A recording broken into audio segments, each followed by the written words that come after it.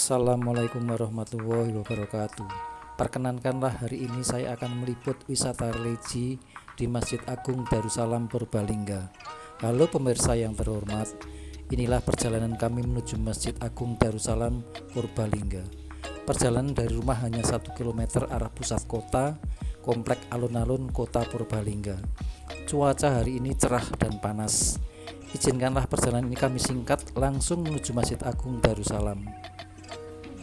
Sebelum berlanjut, jangan lupa subscribe, like, comment, and share, dan nyalakan tombol notifikasi agar pemirsa dapat menyaksikan wisata spiritual masjid-masjid kuno dan penyebaran Islam di masa lampau.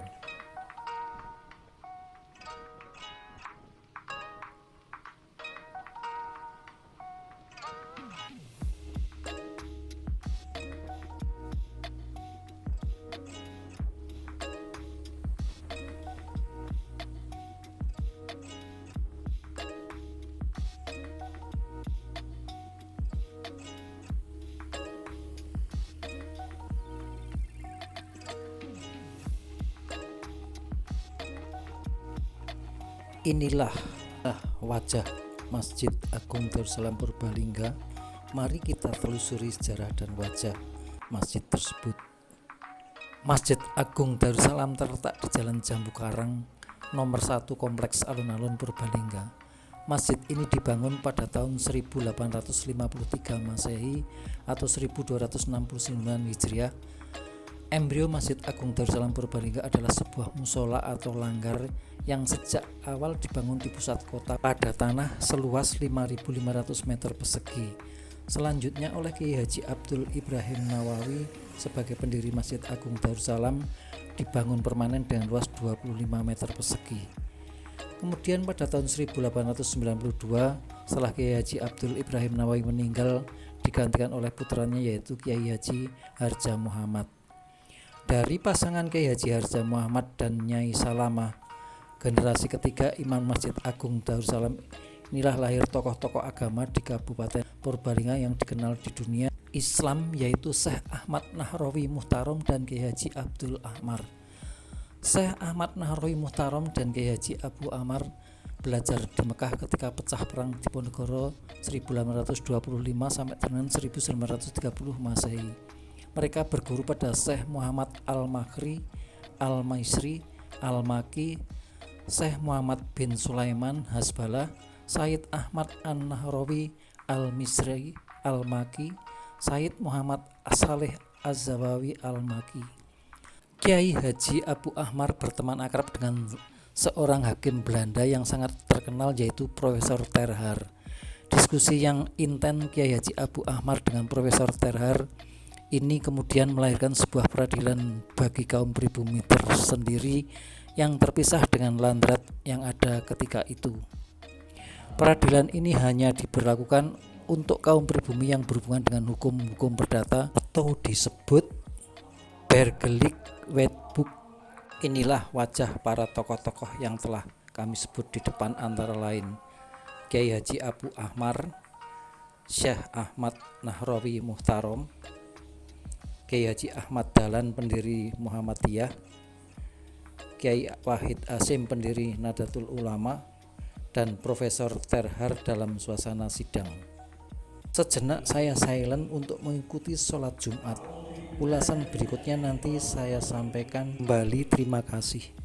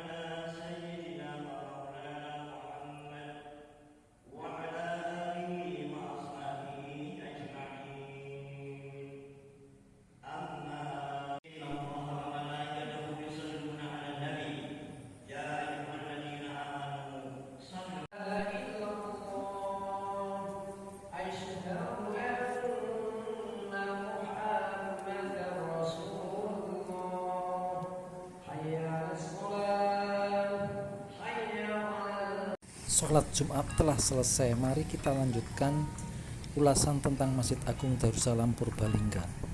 Inilah suasana para jemaah sholat Jumat pulang. Berlanjut pada cerita tentang lahirnya peradilan agama yang diprakarsai oleh Profesor Terhar dan Kiai Haji Abu Amar di Purbalingga. Sektor yang diurus oleh peradilan ini meliputi pernikahan, perceraian, hukum waris. Peradilan ini kemudian disebut dengan peradilan agama yang hingga saat ini telah dikembangkan di seluruh Indonesia. Sementara itu Syekh Ahmad Nahrawi Muhtarom Al-Banyumasi tidak mau pulang ke tanah Jawa. Bahkan oleh pemerintah Saudi, Syekh Ahmad Nahrawi Muhtarom Al-Banyumasi diangkat menjadi guru dan mengajar santri dari berbagai negara. Beliau banyak mempunyai murid dan bahkan menjadi hakim agung di Arab Saudi. Tidak satupun pengarang kitab di Makkah, Madinah, dan ulama-ulama dari Indonesia yang berani mencetak kitabnya sebelum ada pengesahan dari Syekh Ahmad Nahrawi Muhtarom Al-Banyumasi Laduni. Syekh Ahmad Nahrawi Muhtarom Al-Banyumasi wafat pada tahun 1926 Masehi pada usia 125 tahun dan dimakamkan di Mekah. Masjid Agung Darussalam Purbalingga memiliki menara sebanyak 2 buah dengan tinggi 33 meter. Menara tersebut terletak di depan samping kanan dan kiri masjid. Bentuk menara tersebut menyerupai gaya arsitektur Masjid Nabawi. Masjid Agung Darussalam memiliki 3 ruangan dengan 1 ruangan utama dan 2 untuk tempat jam gadang dan Al-Quran. Di dalam mihrab terdapat mimbar yang terbuat dari kayu jati. Bagian depan dinding mihrab terdapat kain hitam dan putih dibentuk melengkung sehingga menyerupai Ka'bah sebagai tanda arah kiblat. Di atas mihrab terdapat tulisan kaligrafi yang bertuliskan wa aqimu wujuhakum inda kulli masjidin wa aduhu mukhlisina lahudin, dengan jenis khas tulus jali diukir menggunakan bahan gipsun menggunakan warna dasar hijau dan tulisan kaligrafi berwarna emas. Di atas tulisan kaligrafi juga terdapat kaca lukis atau grafir bertuliskan wazukurisma rabbika watabatal ilaihi tabiila dengan jenis khas nasi. Atap mihrab berbentuk dengan menyerupai arsitektur Masjid Nabawi. Bagian kanan dan kiri terdapat mihrab kecil, di dalam terdapat jam dan tempat Al-Quran. Pada bagian dinding mihrab bagian kanan dan kiri terdapat tulisan kaligrafi dengan jenis khas tulus bertuliskan 2 kalimah syahadat menggunakan bahan gipsum dan dihiasi warna dasar hijau dengan tulisan kaligrafi berwarna emas. Ruang utama Masjid Agung Darussalam Purbalingga memiliki ruang utama dengan daya tampung jemaah kurang lebih 1.000 orang dengan luas bangunan 800 meter persegi. Dalam ruang utama terdapat lantai 2 yang digunakan untuk Taman Pendidikan Al-Quran atau TPQ serta untuk salat jamaah wanita.